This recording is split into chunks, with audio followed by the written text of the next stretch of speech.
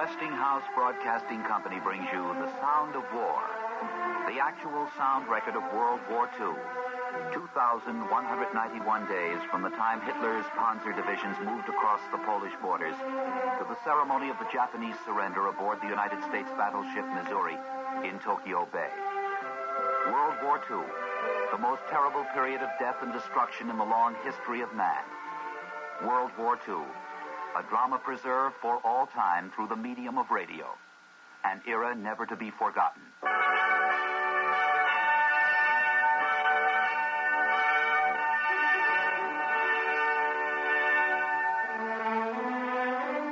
Tonight, the most dramatic voices and sounds of the war.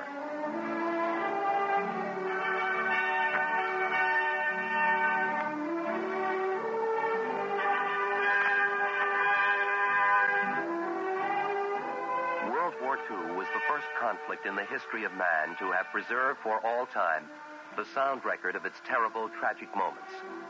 It is an unequaled record, for the course of the war is easily heard in the voices and sounds of the men and women and children who lived and died.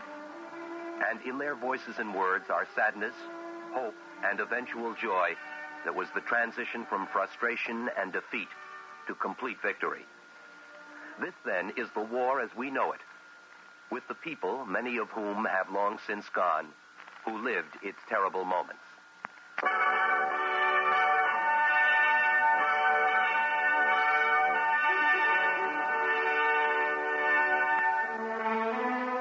When the war began, a former First Lord of the Admiralty was called back into service. Ships of the Royal Navy wagged their signal flags and blinked their blinkers with the message that brought joy to the men of the fleet. The message, Winnie is back. Winston Churchill was back as First Lord of the Admiralty. Now, as Germany invaded the Low Countries this May 10th, 1940, and Nazi panzers crashed across the borders of France in what would be a death blow, Winnie was back again. Winston Churchill had become Prime Minister of Great Britain. I speak to you for the first time as Prime Minister in a solemn hour for the life of our country, of our empire, of our allies, and above all, of the cause of freedom. A tremendous battle is raging in France and Flanders. The Germans, by a remarkable combination of air bombing and heavily armored tanks, have broken through the French defenses north of the Maginot Line, and strong columns of their armored vehicles are ravaging the open country, which for the first day or two was without defenders. They have penetrated deeply and spread alarm and confusion in their tracks. Behind them there are now appearing infantry in lorries, and behind them again the large masses are moving forward. The regroupment of the French armies to make head against and also to strike at this intruding wedge has been proceeding for several days, largely assisted by the magnificent efforts of the Royal Air Force. We must not allow ourselves to be intimidated by the presence of these armored vehicles in unexpected places behind our lines. If they are behind our front, the French are also at many points fighting actively behind theirs. Both sides are therefore in an extremely dangerous position. And if the French army and our own army are well handled, as I believe they will be, if the French retain that genius for recovery and counterattack for which they have so long been famous, and if the British Army shows the dogged endurance and solid fighting power of which there have been so many examples in the past, then a sudden transformation of the scene might spring into being.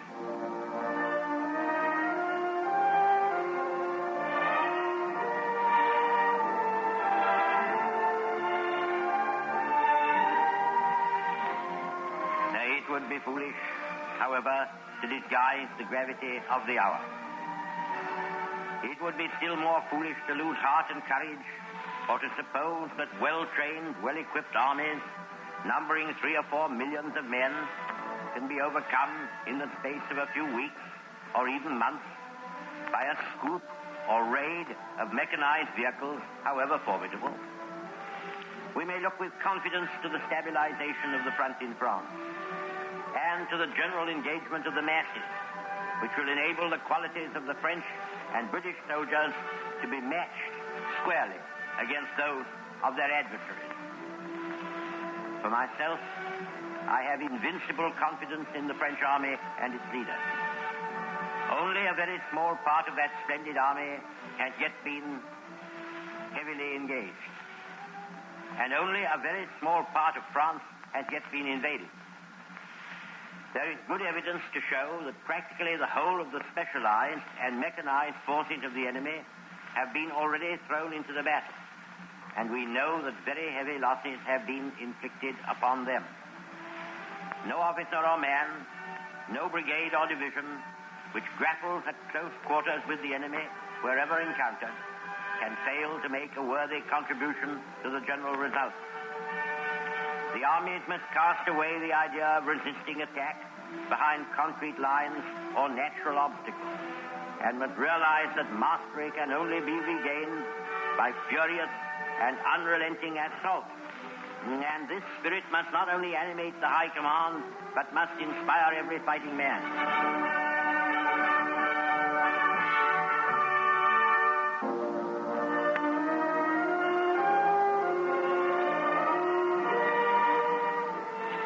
In the air, often at serious odds,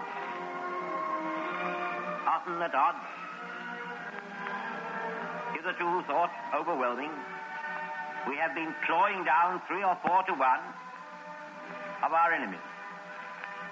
And the relative balance of the British and German air forces is now considerably more favorable to us than at the beginning of the battle. In cutting down the German bombers, we are fighting our own battle, as well as that of France. My confidence in our ability to fight it out to the finish with the German Air Force has been strengthened by the fierce encounters which have taken place and are taking place. At the same time, our heavy bombers are striking nightly at the taproot of German mechanized power and have already inflicted serious damage upon the oil refineries on which the Nazi effort to dominate the world directly depends.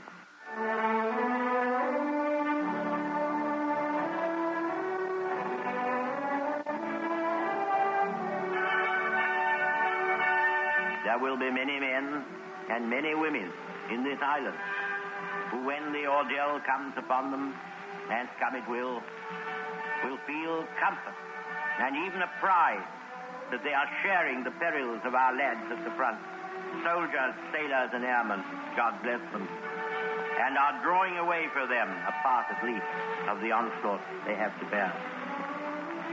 Is not this the appointed time for all to make the utmost exertions in their power?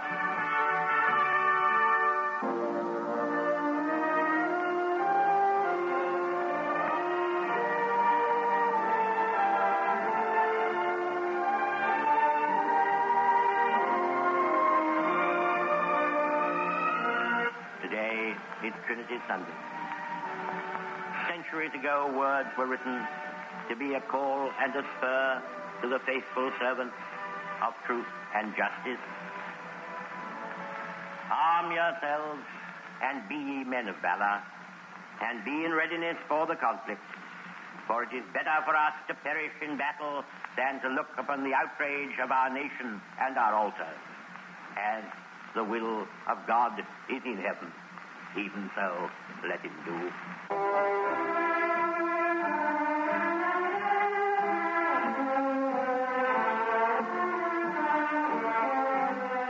There was terrible news from France. In less than 1 month, France would be dying and soon dead. A new name would come forward. General Charles de Gaulle.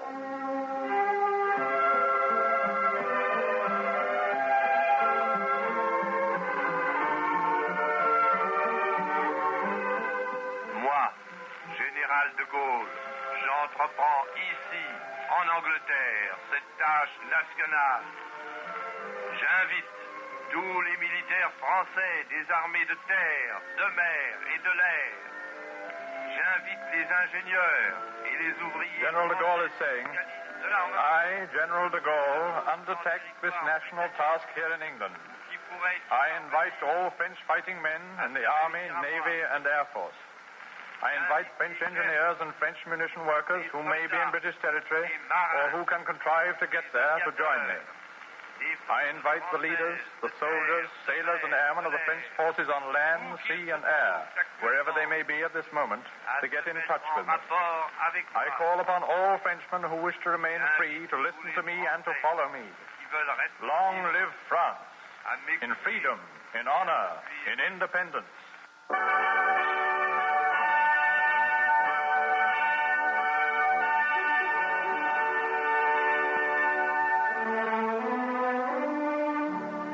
Now Great Britain was alone. But its strength and defiance and resolution could be found in a voice. Here is a montage. It is a montage of the voice and words of Winston Churchill in the spring, summer, and fall of 1940, when England stood alone and waited for the German attack from across the English Channel.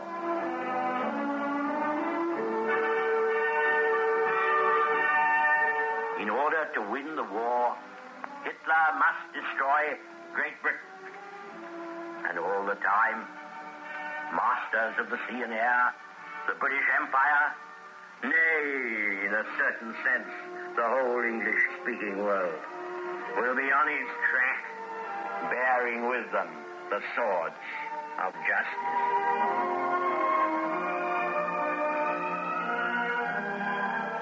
Hitler knows that he will have to break us in this island or lose the war.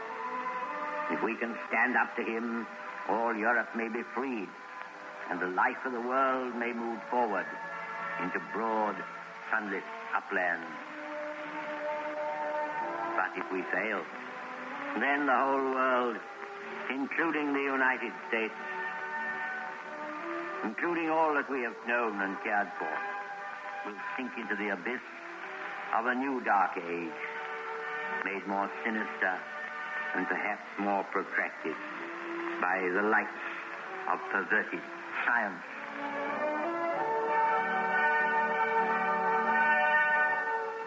And if the Nazi villains drop down upon us from the skies, any night, in raid or heavy attack upon the key production centers, you will make it clear to them that they have not alighted in the poultry run, or in the rabbit farm, or even in the sheepfold, but that they have come down in the lion's den of the zoo. In July, August, and September, 40 or 50 squadrons of British fighter aircraft in the Battle of Britain broke the teeth of the German air fleet at odds of 7 or 8 to 1. Never in the field of human conflict was so much owed by so many to so few.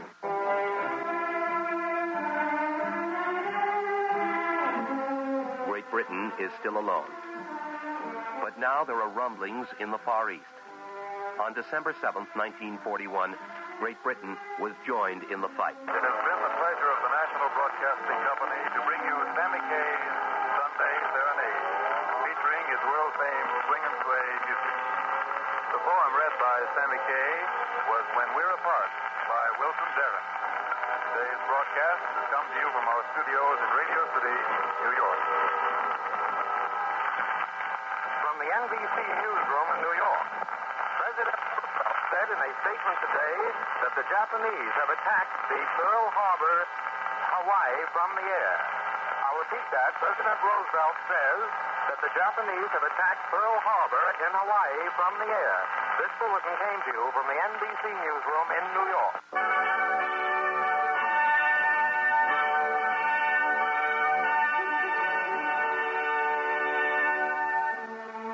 And now the final issue was at hand. A common goal, the unconditional surrender of all the Axis powers, the utter defeat and surrender of Germany, Italy, and Japan. The goal of the Allies, President Roosevelt. In the future days, which we seek to make secure, we look forward to a world founded upon four essential human freedoms. The first is freedom of speech and expression everywhere in the world. The second is freedom of every person to worship God in his own way everywhere in the world. The third is freedom from want, which translated into world terms means economic understandings which will secure to every nation a healthy, peacetime life for its inhabitants everywhere in the world. The fourth is freedom from fear, which translated into world terms means a worldwide reduction of armaments to such a point and in such a thorough fashion that no nation will be in a position to commit an act of physical aggression against any neighbor anywhere in the world.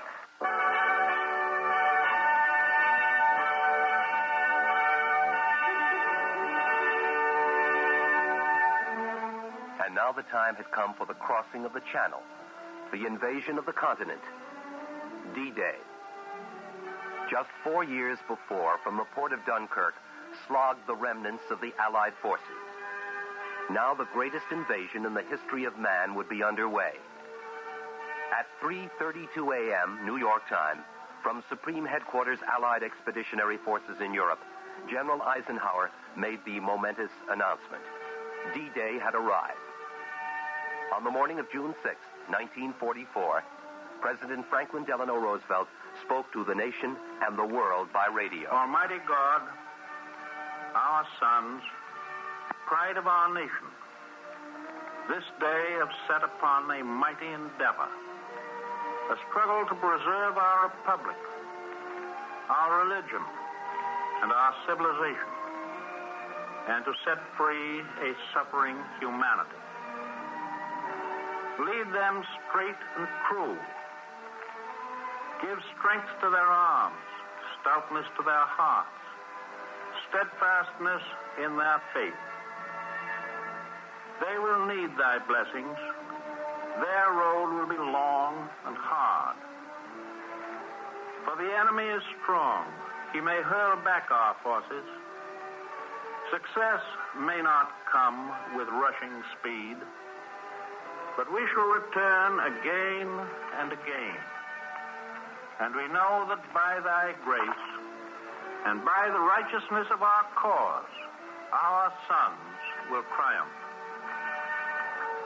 They will be sore tried by night and by day, without rest, until the victory is won. The darkness will be rent by noise and flame. Men's souls will be shaken with the violences of war. With thy blessing, we shall prevail over the unholy forces of our enemy. Help us to conquer the apostles of greed and racial arrogances. Lead us to the saving of our country, and with our sister nations into a world unity that will spell a sure peace. A peace invulnerable to the schemings of unworthy men, and a peace that will let all men live in freedom, reaping the just rewards of their honest toil. Thy will be done, Almighty God. It is now September 2nd, 1945. The place, Tokyo Bay. The situation, the Japanese surrender ceremony aboard the United States battleship Missouri.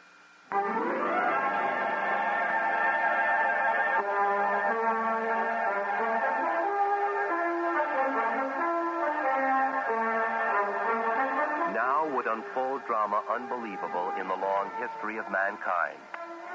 From the foremast of the Missouri flew an American flag, the same flag that flew over the Capitol on December 7th, 1941.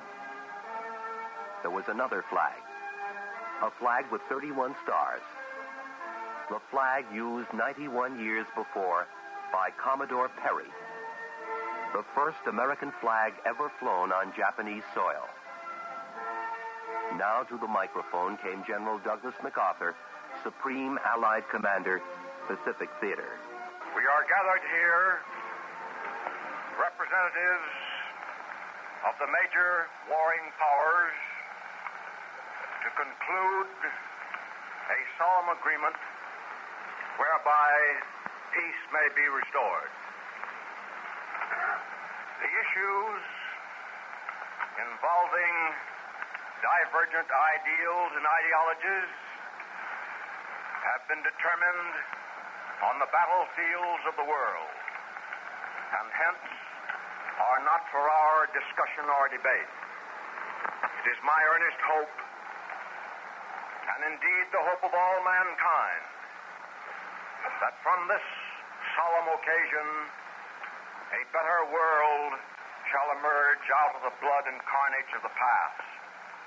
A world dedicated to the dignity of man and the fulfillment of his most cherished wish for freedom, tolerance, and justice.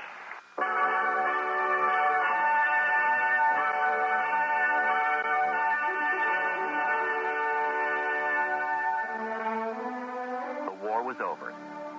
It was done. 2,131 days. From Munich to Tokyo Bay. It is to the everlasting tribute to man that in the long history of civilization, he has faced tyranny and slavery and has won. There are great heroes and great generals and great victories. But when the history of the triumph is written, there are really no names. It is as Winston Churchill said. I stand at the head of a government representing all parties in the state, all creeds, all classes, every recognizable section of opinion. We are ranged beneath the crown of our ancient monarchy. We are supported by a free parliament and a free press. But there is one bond which unites us all and sustains us in the public regard, namely, as is increasingly becoming known, that we are prepared to proceed to all extremities, to endure them and to enforce them. That is our bond of union in His Majesty's government tonight. Thus only, in times like these, can nations preserve their freedom, and thus only can they uphold the cause entrusted to their care. But all depends now upon the whole life strength of the British race, all our associated peoples, and of all our well-wishers in every land, doing their utmost night and day, giving all, daring all, enduring all, to the utmost, to the end. This is no war of chieftains or of princes, of dynasties or national ambitions. It is a war of peoples and of causes. There are vast numbers, not only in this island, but in every land, who will render faithful service in this war, but whose names will never be known, whose deeds will never be recorded. This is a war of the unknown warrior.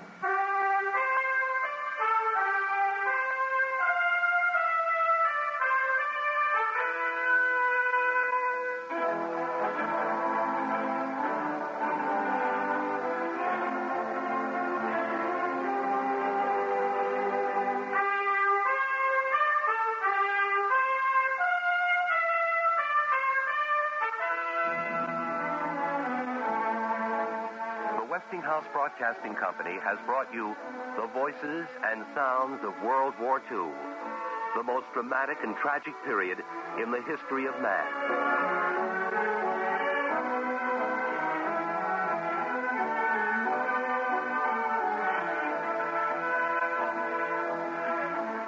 This program was written, produced, and directed by Bud Greenspan.